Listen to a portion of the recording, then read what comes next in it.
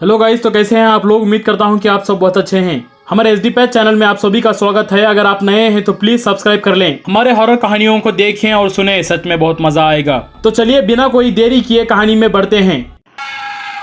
ये घटना कई साल पहले घटी थी, जब मैं अपने दोस्तों के साथ एक वीरान और बंजर पड़े गांव में ट्रिप के लिए गया था। हाय, मेरा नाम संतोष है और मेरे दो दोस्तों का नाम गणेश और प्रदीप है। वो गांव ऐसा था कि पहले तो वो शमशान घाट हुआ करता था, मगर कुछ लोगों ने उस जगह को अपने रहने के लिए घर बना लिया और उन लोगों को ये पता था कि यहाँ इस जगह में शमशान घाट हुआ करता था। मगर एक रात अचानक से उन लोगों की रहस्यमय तरीके से मौत हो गई और उस गांव को बंद कर दिया गया। इस घटना के बाद ये सारी बातें हमें प्रदीप ने कुछ दिनों पहले ही बताई थी और तभी से हमने सोच लिया था कि हम उस जगह पर जाकर ही रहेंगे। पहले तो प्रदीप ने उस जगह जाने के लिए साफ मना किया था, मगर हम दोनों की जिद के आगे मान गया और फिर हम तीनों उस डरावनी जगह के लिए निकल पड़े। वो जगह हमारे घर से लगभग 30 किलोमीटर की दूरी में ही थी। हम तीनों अपनी अपनी बाइक लेकर निकले थे और उस जगह जाने पर वो जगह बहुत ही शांत थी। ऐसा लग रहा था कि मानो कुछ अनहोनी होने से पहले जैसा माहौल शांत होता है ना, वैसे।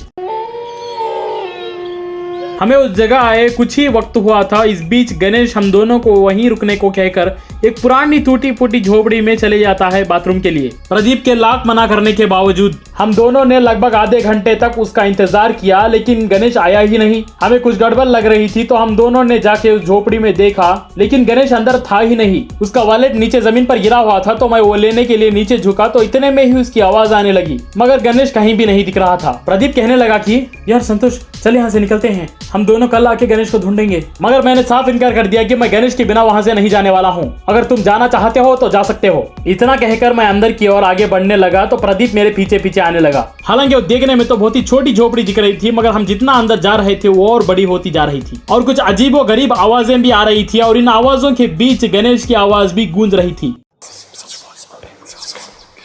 अचानक से प्रदीप जोर जोर से आवाज करके अंदर की ओर भागने लगा कि गणेश मुझे दिख गया, गणेश मुझे दिख गया कहकर, और मैं उसे रोक रहा था कि प्रदीप वहां पर कोई भी नहीं है। बस इतना कहना था। प्रदीप एक जगह रुककर मेरी ओर देखने लगता है और इतने में ही प्रदीप के शरीर को अचानक से आग लग जाती है और प्रदीप को जमीन के अंदर कुछ अदृश्य शक्तियां खींच लेते हैं और मैं बाहर की ओर डर के मारे भाग रहा था कि इतने में ही मुझे जमीन के अंदर से एक हाथ आकर मेरे पैर को जकड़ लेता है और जमीन के अंदर खींचने लगता है। उस लम्हा मैं समझ गया था कि वो मेरा आखिरी वक्त था और अचानक से कहीं से गणेश आकर मुझे बाहर की ओर खींचने लगता है और फिर हम दोनों झोपड़ी से बाहर आकर अपनी अपनी गाड़ियां लेकर घर की ओर चले जाते हैं। उस रात तो मेरी हालत बेहालत हो चुकी थी। गणेश और मैं कुछ भी सवाल किए बिना ही अपने अपने घर चले जाते हैं और फिर दूसरे दिन गणेश और मैं कुछ गांव वालों को लेकर फिर उसी जगह पर जाते हैं जिस जगह प्रदीप जमीन के अंदर खींचा चला गया था। और फिर तकरीबन 7 या 8 फीट अंदर गड्ढा करने के बाद हमें हमारे दोस्त की जली हुई लाश मिलती है और अपने यार को देखकर मैं और गणेश वहीं पर फूट फूट के रोए।